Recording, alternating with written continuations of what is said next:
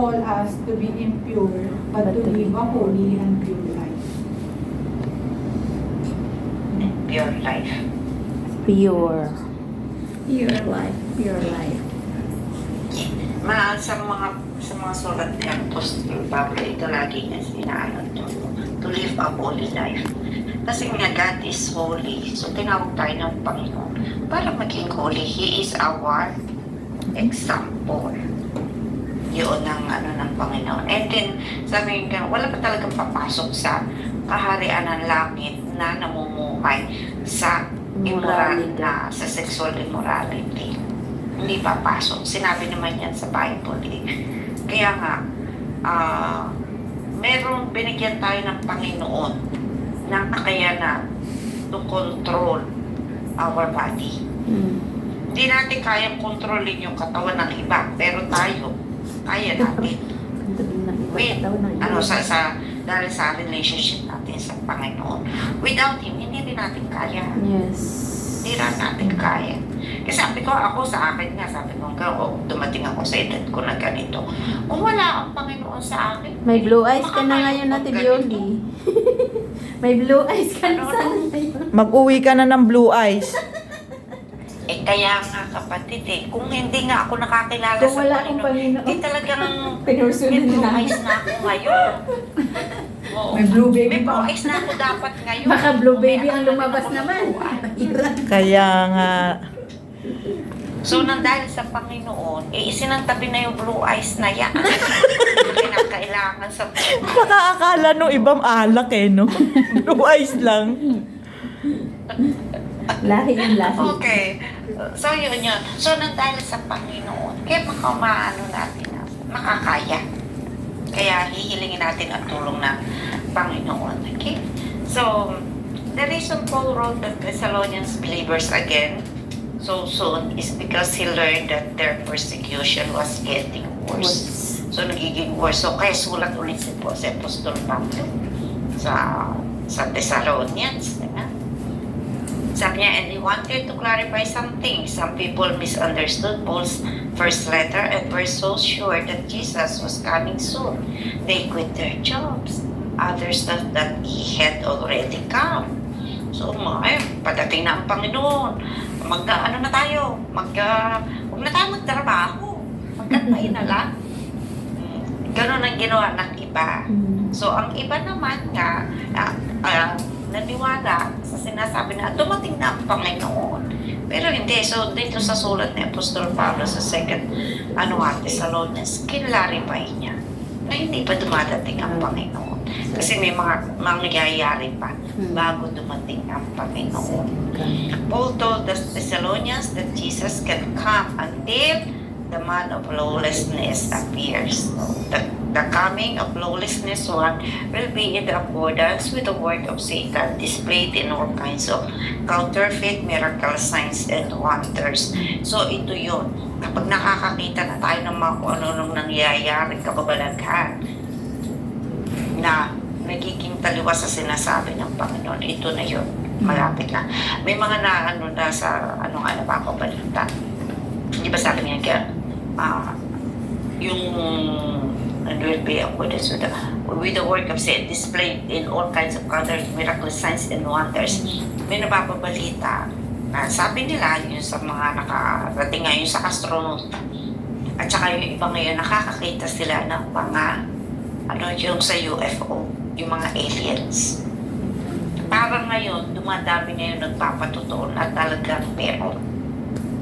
So, hindi pa naman tayo nakakakita, pero Sa panaginip, nakita ko Tibioli.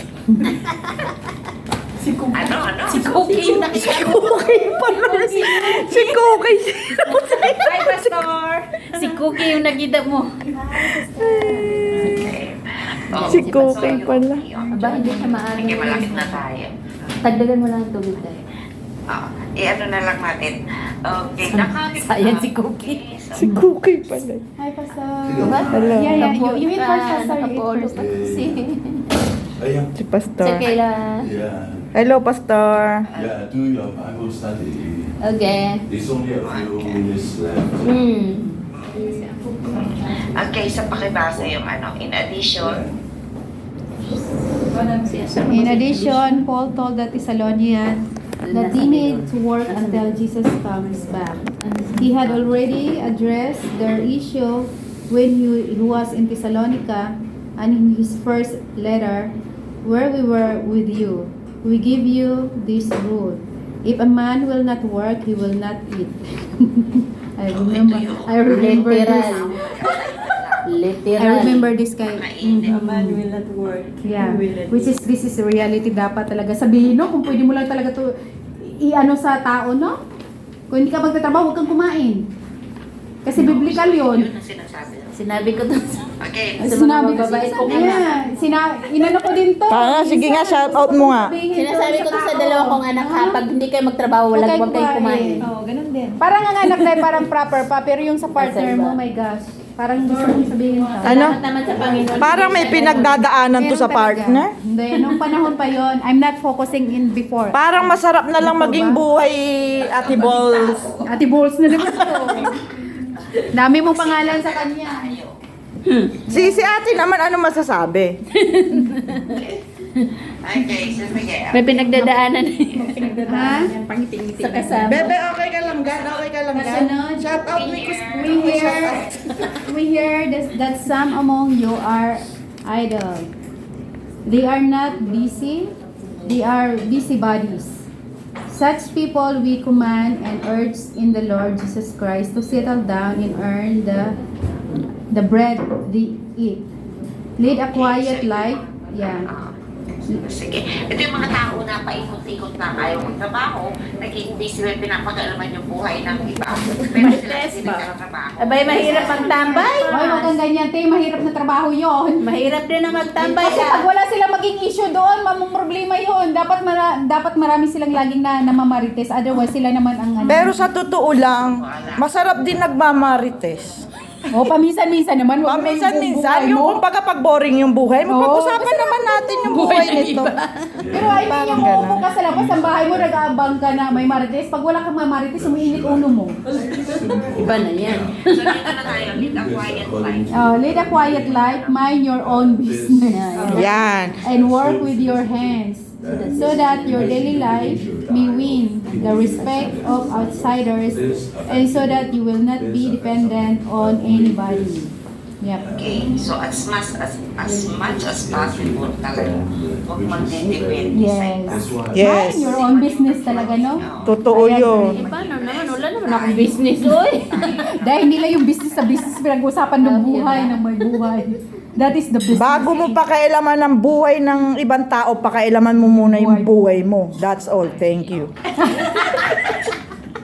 Okay, kasi kung busy tayo sa paghahanap buhay, Hindi ka makapag-marites. Oo, hindi tayo makaisip kung ano mabuti sa buhay. Shout out po, magbebenta punta labas si ate business niya.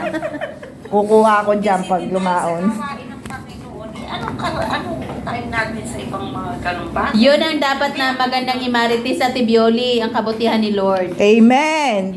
Diba? Shout Sana yung nagmamarites, yun na lang talaga ang i-share, May no? Pag yun ang marites mo, magtataka ka, bakit sila nawawala? Pero kung yung topic si kapitbahay o si sino man dyan, ayun, Ipon-ipon yun dumadami lahat. kayo, umiipon. Oo nga. Ganun yun, unity. Alam na alam this eh. Wala ka din pinapatamaan dyan sa kapitbahay mo, ha? Wala. Sure ka, baka may masaktan, mapanood to. Tag mo Tatag kita. Pagkatasan nyo na lang yung mga natitira pang ano kasi medyo mahaba na yan, ano? So, kayo nang magkaabas. Kumakain pa naman si Pastor, tapusin mo na to para sa next, iba na. Ikaw na nga magbabasa eh. Isa na lang. Aralin mo na lang sa self mo. Okay. Scripture na lang yan eh. Okay? Andiyan na si Basahin nyo na Madam. lang naman yung scripture. Okay. Dito sa ano natin, Hello, madam. So muli, ano natin, walang lalago kung tayo ay solo. Hindi sabihin na masarap mag-solo na lang. Parang Hindi ka lalago. parang nag-online worship na lang pala yun yung kakilala natin. Selfish, kumbaga. Masarap mag-solo. Ano, pakiulit nga, te. Maganda maging alone. Nakakalungkot kapag gano'n. Kakambal ni Ito yung hindi nalawayan. Kaya Ay, ma, madam. Yeah, miss you Welcome to. sa- Oo, kilala ko niyan. Sa kaingay na Ninang hindi ko yan makilala eh. Ninang ko yan. Tsaka ninong ko yung ninang tsaka ninong. Kay Barbie, yung hindi pa nalawayan. No, Ano? yung hindi nalawayan. Yan, nalawayan na yan. Puro law. Ito Ayan. yung hindi nalawayan. May kakambal si Barbie. Ayan yung Barbie Uy, si hindi Moana yan. nalawa. Huwag mong Barbie yan. Si Mawayla. Isa lang ang Okay Barbie. na, Karo daw mo i-close na ni Caro. Hindi, ba't ako? Si Ate Angie.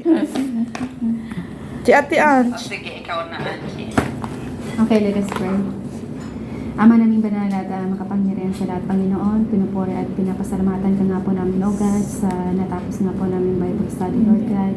Salamat, Panginoon, sa encouragement sa buhay nga po ni Paul, Panginoon, na kung paano, O God, na ang mga suffering nga po, Panginoon, na nararanasan namin na hindi nga po ito bago, Panginoon, bagkos ito nga po, Panginoon, ang siyang nagpupush sa amin, Panginoon, upang kami nga po, O God, ay magpatuloy at mas lalo, Panginoon, na humingi nga po sa iyo ng guidance, Panginoon, na ma-overcome ito, Lord, na without discouragement nga po sa faith namin, O God, dahil alam po namin, Panginoon, everything na nangyayari sa buhay namin, there's always a reason kung bakit nga po namin na-experience ang mga bagay, Panginoon, na nagwa-wonder kami, O God, but then, thank you, Lord, sa mga una nga pong faithful na mga tao, Panginoon, na siya nga pong ginamit mo as an example nga po sa faith namin ngayon, O God, dahil kung wala nga po ang mga ito, Panginoon, wala nga po kaming maging assurance, Panginoon, na kung paano nga din po namin ito ma-overcome, O God, sa tulong mo nga po, O God.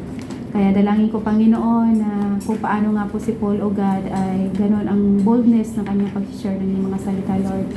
I do pray, Father God, na sa amin nga pong bawat isa nga po sa amin, Panginoon, magkaroon nga din po kami, Panginoon, ng encouragement, Panginoon, na gawin nga po ang pinapagawa mo nga po sa amin, Lord. Although na hindi nga po ganun kadali, but salamat, Panginoon, dahil through prayers, Panginoon, ay dinidinig mo nga po ang aming mga panalangin, Panginoon, at sa amin pa nga pong ibang gawain sa maghapon na to, Lord God. Dalangin ko, Panginoon, na pangunahan mo nga po ang lahat sa amin nga pong worship service, O God. I pray, Father God, na lahat nga po ng gagawin namin ay katanggap-tanggap nga po sa iyong harapan, Lord. At salamat nga din po sa mga kapatira na andito ngayon, O God.